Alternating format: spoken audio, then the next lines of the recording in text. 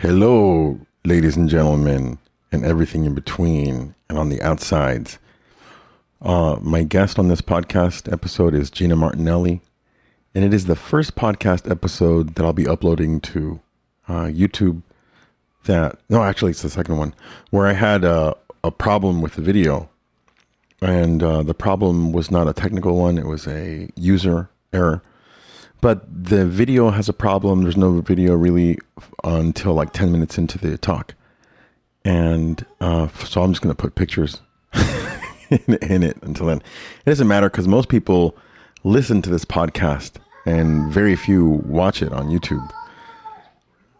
All right. So if you would like to donate to the podcast, you can do so at atlanticradio.blogspot.com. The Umbrella Corporation. Our business is life itself. This podcast episode is brought to you by nothing. Try it for free. Okay, how's it going? It's going just fine. I just added another room to my house. Yay. Yeah? Yeah. You know what? I think the camera lenses. Check 1, 2. I don't even have any headphones. I hope this is recording just fine. It looks like I can see the signal on there. I think my camera lenses are dirty because we look like we're in a soap opera. We're in a soap opera? It looks like we're in a soap opera, like all gauzy. Oh, really? Well, then you won't see my wrinkles or anything. I'll look lovely, right? Yeah. That's a good thing about getting old and getting slightly blind is that everybody looks better. Oh yeah, it's like beer goggles, but permanent beer goggles. That's great. So you have a new room in your house. Yes, I do. And for those of you who don't know, Gina has a beautiful cottage-looking like home that it looks like something out of a fairy tale fantasy world. Yes. Is that an accurate description? Yes. Yeah, it really is. Like it really is. I'm trying to think of. Children want to stay there. Right, exactly. My daughter, she went over there and she's like, she didn't want to come home.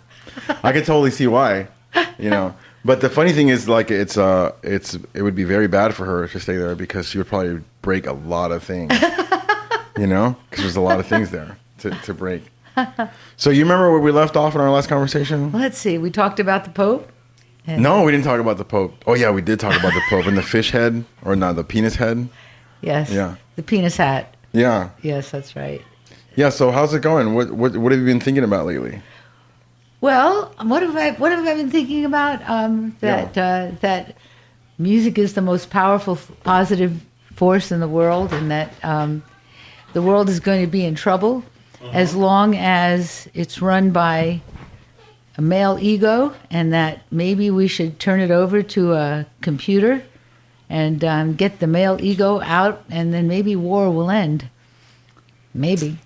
That's an interesting thought that you're having about turning it over to a computer. Yeah, because we could put the ethics in and say we're not going to hurt human beings and we're not going to hurt certain things, and certain things are off limits and certain things are okay, and then we take the personal ego out, because it seems like as soon as people get into a position of power, their ego takes over, and it's no longer a case of the greater good. It's a case of I'm the greatest.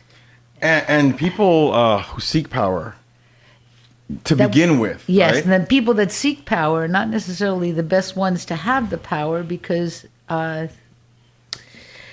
tend not to have this quality called empathy or sympathy, because they're just going in one direction. Yeah. Oh yeah.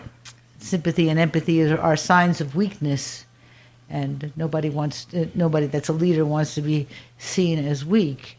Well, how do you? There's a talk about this about the computer running society. And is there? Well, there's some talk about it, and it's not there yet, right? Great supposedly. minds think alike. But I wonder. It's true. It's true. You know what? I have a saying that says, "It's not that great minds think alike; it's that truth is a constant." You like that? Well, I like that statement, but nowadays truth is such a relative thing. Truth can mean anything, so people are always claiming they're telling the truth. And now we're going to have this little he said thing with Comey and Trump. Yeah. Comey says Trump's a liar, and Trump says Comey's a liar. So who do you believe? Yeah, this is the kind of thing I don't pay attention to, and I just I just look at the score afterwards, like a game, you know. Yeah. Like I'm not watching it. I'm like, all right, I'll just wait, and you tell me what happened, because what am I gonna do about it? Like, what am I gonna do about the trial? It's just like entertainment for me, really, at this point. Well, you know, I just think the whole political process is just in the toilet right now. Yeah, so that's why you think that it would be good for a computer to run. Right. Because there's no ego. There's no, especially male ego. Yeah. Because male ego is about power and dominance. Yeah. Now, how do you think that happened? Like, do you I see our society, the way it is right now, as the aberration from how things have been for forever. Well, we've accepted that the truth comes from the television set, and that if it says it's a reality show, that is reality, which is not the case at all. And so there's the problem right there. We've decided that the truth comes out of the television set. Yeah. If you saw it on the TV, it's got to be true because it was on the TV, and this is what's given Fox News all the power that it has. And then people select what they like to see, and yes, that's entertainment. And then so everything turns to shit. Television effectively crosses over into reality. Yes. Like what you see on television affects how you're going to behave and what you're going to think about yourself and other people, you know. And people spend more time watching television than doing other things. I mean, as far as their free time is concerned. Yeah, but Netflix doesn't count now. On YouTube. It's still a tube, right? It's still a TV. And people are like, oh, it's not. It's Netflix. It's not TV. It's Netflix. Well, I think that when we think about TV, it has that capitalism attached to it. Yeah. All right? And so you don't just watch a program.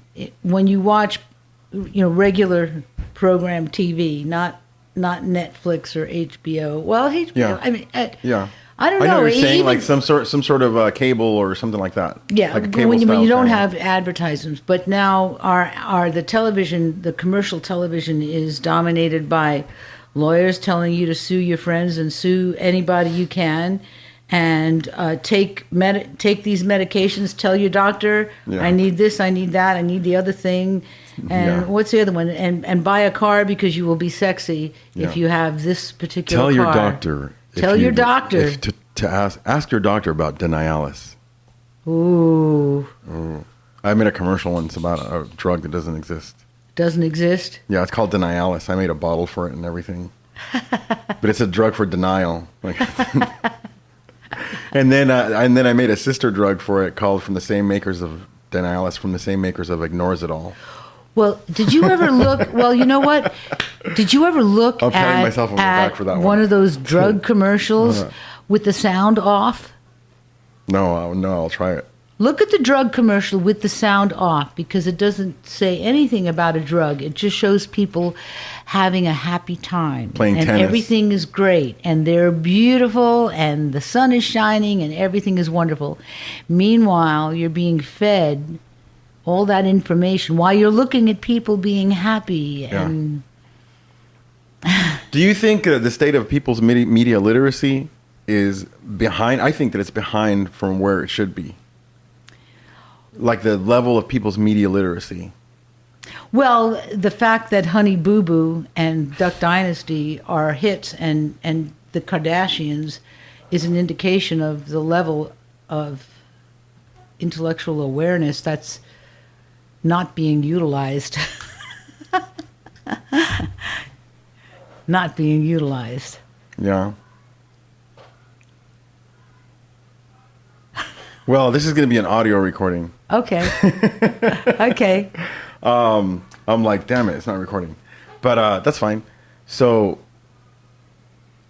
the Kardashians, you say it's that critical thinking, that part is not. There's no critical thinking involved in watching the television and well, you know, I'm going to tell consumer. you, just last night, my wife was defending watching the Kardashians to me, and I was making fun of her. And I was like, Rightfully so. Rightfully, so I was making fun of her. Yes. Yeah, you need to go tell her. No. No, Yeah. that is terrible. Yeah. I guess it's just showing us how boring we are and how stupid we are. I mean, it's just the most boring, stupid thing I've ever seen in my life. I have tried to watch it a few times, like 5 minutes. It's like, oh, I can't believe I'm watching this, you know? Well, she said I was trying to listen to what she was saying, and she said, well, you need to, she goes, stop being judgmental. These are just people living their life. And I was like, But that's not like everybody's life. That's what I said. It's not like everybody's life. I mean, they have money out the ass. But They I think don't if you're going to be have to do anything. judgmental, I They think if don't- you're going to be judgmental, it's a good place to do it. Like Where? when you're watching the Kardashians, it's a good place to be judgmental. If you were going to be. Well, you know. I think that we're getting less smart because there's too much noise in our lives. I had a friend when I was younger that always had to have music or the television or something going on. She said she had to have background, all right? But I think that keeps you from thinking. It keeps you from thinking. It clutters your brain with whatever garbage is there. And I don't know about you as a musician, but I know myself that when I am coming up with new music, I cannot be listening to any music. I have to have a certain amount of silence before I can formulate in my head what's happening. And I hear the music in my head first. I don't sit down at the piano and figure it out. I hear it in my head. And like when I was little, I couldn't understand how Beethoven could write music even though he was deaf. And it wasn't until I became more accomplished with my music that I realized that you can think the sounds. Yeah. You know what they sound like, and you can write them down. Mm-hmm. You can do that. Yeah. But Yeah. you can't even think of those You have sounds to have if a you've good got a bunch relationship of with it, though. noise going on. Don't you find that? I mean, I just don't like to just listen to any music. If I listen to music, it's pretty deliberate. Yeah. Me too. Always. It's always Or else I deliberate. don't want it. Yeah. You know, I don't need background. And I have I was listening to music before you got here, and I have a really difficult time in picking. Not difficult, it's not unpleasant, but I'm very meticulous. I'm very picky when I'm picking my music that I'm going to listen to. That's one of the reasons why like I don't like. I feel like I'm like picking a channel, like channeling or something. Well, I don't. That's why I don't like Pandora, because you can't pick the songs. You can pick a radio station that has songs of a certain type, but you can't pick a song, and I don't like that. Yeah. I don't like that. Yeah, it's like a radio station though, because they're just playing Songs. just playing you. Yeah, Right. what they want. And music, like, okay, for me it happens both ways. I'll listen to music that I'm playing. I'll play something and I'll be like, oh, I'll take it somewhere. And I hear something in my head. And it's remarkable how much time I spend not listening to music. Mm-hmm. People would, if they could see it, they would think that it was weird because I'm a musician. Mm-hmm. And I've spent like so much time, like I would say the majority of the time, not listening to music. Right. And I'm not doing it for any reason other than I'm already listening to music. Right. You can't formulate it in your head if somebody else is doing all the talking. Right. I'm already listening to, but the thing is, I spent years, like I spent like a decade in my cars without a radio on, driving long distances without a radio on. You know, that is like, I have the dialogue going meditation? on. Yeah, exactly. Uh-huh. Yeah. And then every once in a while, I'll be like, oh, I want to hear what's going on. Let's see what's going on. And if it was something worthwhile, I would be like, oh, this is great. Mm-hmm. You know. Now, when I found podcasts, okay, there's about, let's say, 10,000 podcasts out there. I don't know how many there are out there. Mm-hmm. I love, to a degree or another, 5 of them. And I've tried listening to all different kinds from Britain, from different places, from the BBC. Was it talking or was it music or what? It was talking. It was talking. And what were they talking about?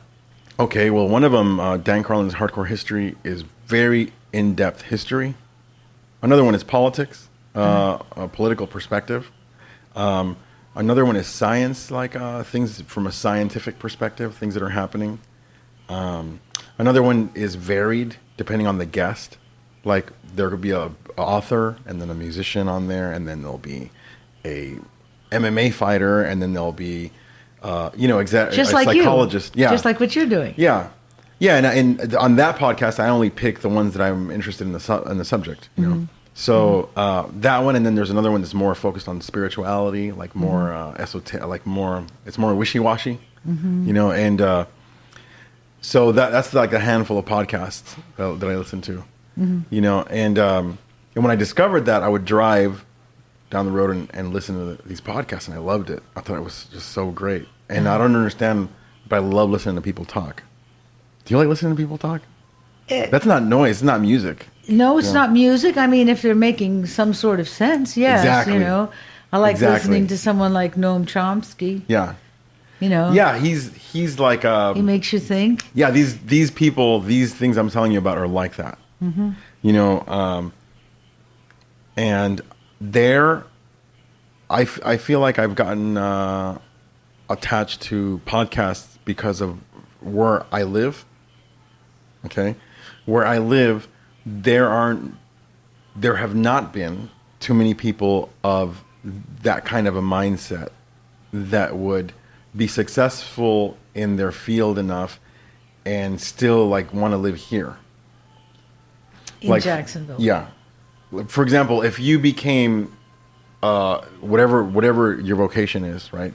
And you became really successful, I mean, like financially, and you have $10 million and this and that, you're probably not going to stay here. You're probably not. I mean, if you have a life here and you have friends and family here, that's a different story. You know, but if it was more objective than that, you probably wouldn't stay here. You know, I probably wouldn't. I can't hear the people that I talk about wanting to come here. You know, and that's how it's been. That's how it's been here for me. So it's been me listening to people who I think are smarter than me, or at least on par, which one I'm talking about. And this is the dialogue that I want to have, and it wasn't happening in my real day-to-day life. And when it was happening, it was too rare. Yeah. You see what I'm saying?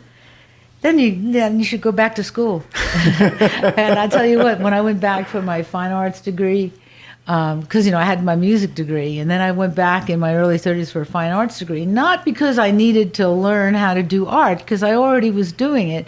I just wanted to have the credential, and I wanted to be with people that were thinking, and I loved it. Did you find it? Did you find that there? Oh, yes. Oh, great, yes. yeah. And I just did nothing but take art classes for 2 years, 2 solid years. I did really well in it. And then I started taking education courses just because I liked the atmosphere, the university atmosphere. I liked being with people that were striving for something, and that were you know, using a critical thinking process, and it was wonderful. Yeah. I enjoyed every second of it. Yeah, I always said if I had to be in an institution, it would be academia. If you had to stick me in, I don't even really want to be in that institution, but it was my favorite of all the institutions. This is something that I was thinking about this week too. You know, this, what does God look like and everything, you know, because like a lot of people think that God looks like a guy, okay? Well, to me, God is apparent in everything, but is unseen. God is apparent in everything, whether it's alive or not, okay? There's this miracle that's here, okay? But God is not a little piece of protoplasm. God is unseen, but is apparent in everything. All right?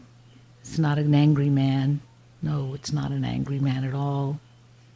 And God is not going to, you know, do lightning and all that stuff. No. God is just apparent in everything, and we're just part of all of that.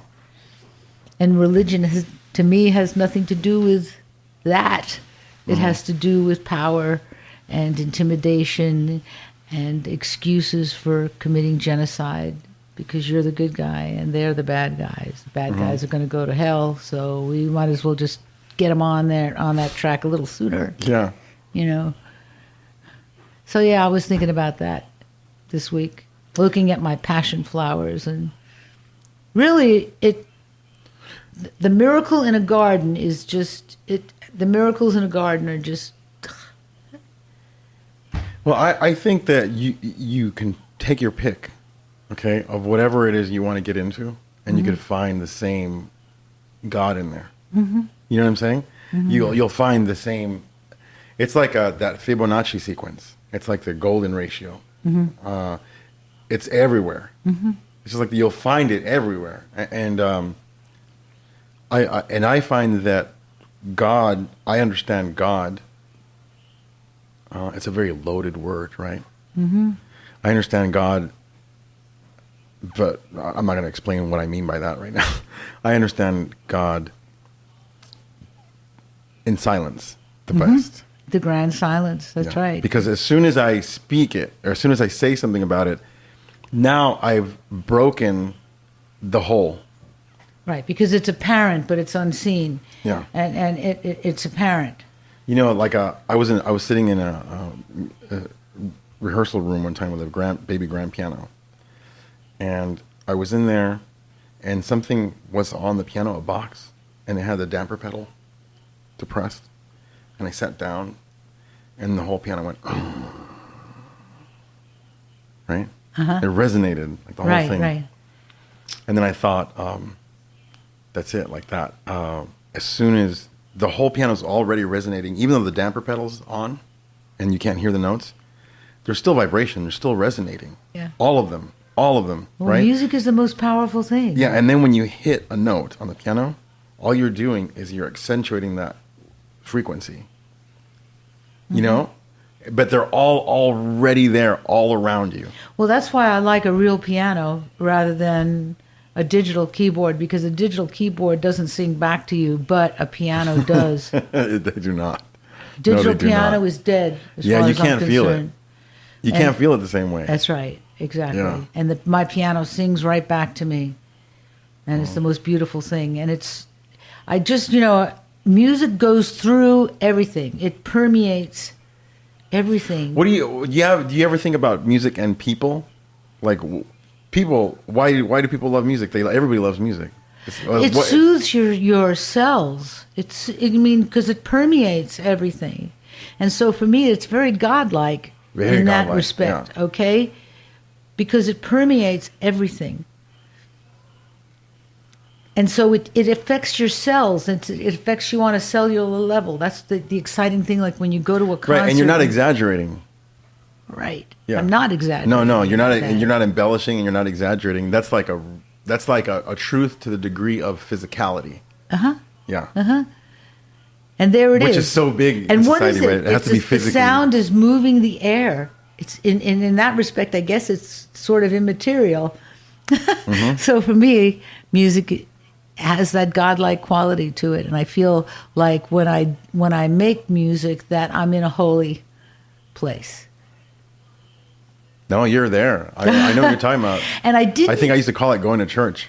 Well, I didn't. Yeah, I didn't have that feeling until the music. Most people just have music wafting over them, but when you do it the way we've put in our 10,000 hours more than once. Okay, mm-hmm.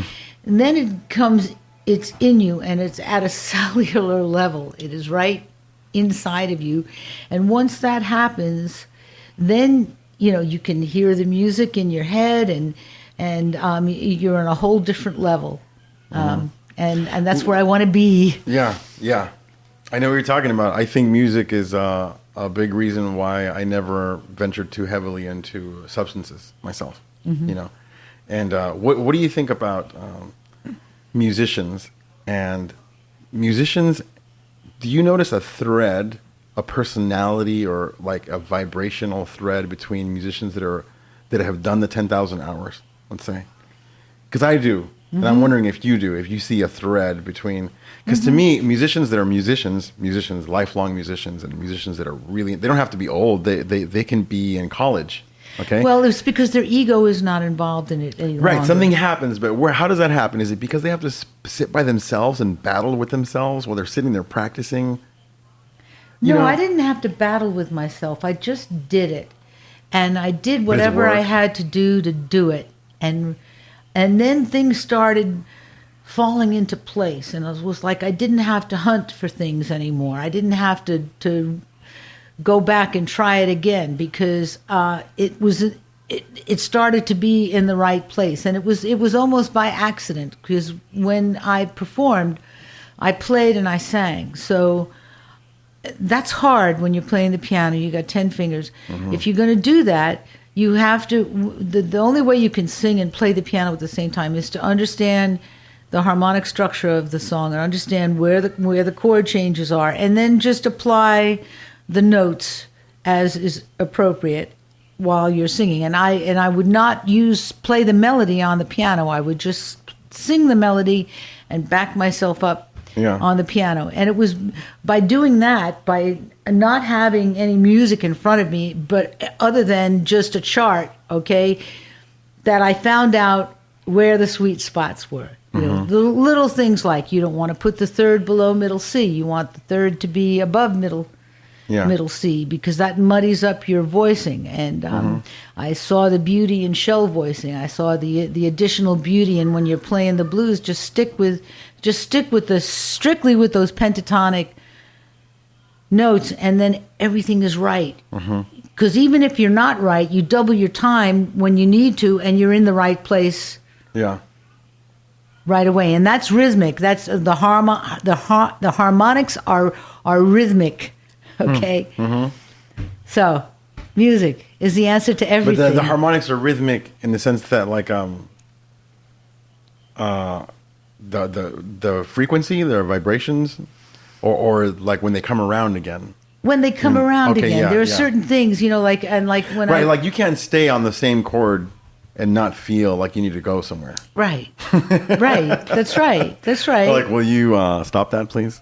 That's right. It just gets too boring. Yeah. It just gets too boring. That's right. When I was in school studying music, I remember learning about deceptive cadence at the end, and that last note, the seventh, going towards the octave, wants to go. That's right. To the octave. That's right. It has a life of its own. Right, and then it's fun to play with. It's fun to play with trying to delay it from going to the octave. Right. How long can you keep that entertaining? That's right. And then you can go flat, and then you can go down more. It's like then you're gonna have to come back. That's right. Yeah. That's right. So it has a life of its own. We are born of the octave. Yeah. Well, it has a life of its own. Think it's time. I guess it's time. Yeah. Yeah. All right. The creatures are banging on the door saying no. So I have some video. Okay. Okay, but I don't know what happened. And we'll do it again. Yeah, it's some technical. And but I think what we need to do is to make a list of things, and that's what I'll do the next time. You make a list too.